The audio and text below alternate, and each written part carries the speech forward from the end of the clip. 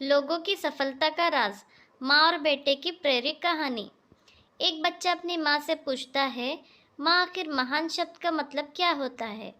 मैंने बहुत जगह पढ़ा है कि वो व्यक्ति महान था, उसने ये किया, उसने वो किया।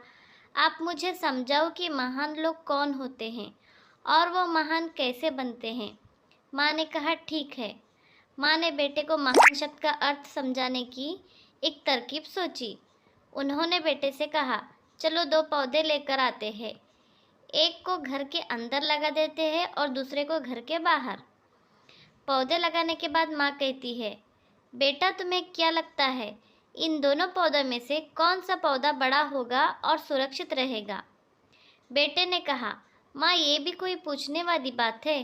जो पौधा हमारे घर के अंदर है वो सुरक्षित है, वो बड़ा होगा, जबकि बाहर वाला पौधा बिल्कुल सुरक्षित नहीं है।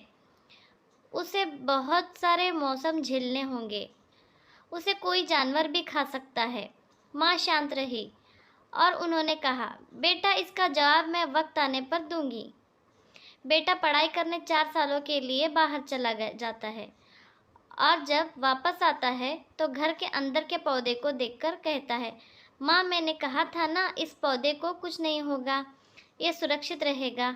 माँ मुस्कुराई और उन्होंने कहा, बेटा ज़रा बाहर जाकर उस दूसरे पौधे को देख कर आओ।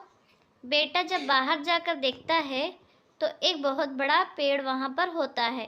बेटे को यकीन नहीं हो रहा था कि आखिर वो इतना बड़ा कैसे हो गया, जबकि घर के अंदर का पौधा तो उससे 100 गुना छोटा है।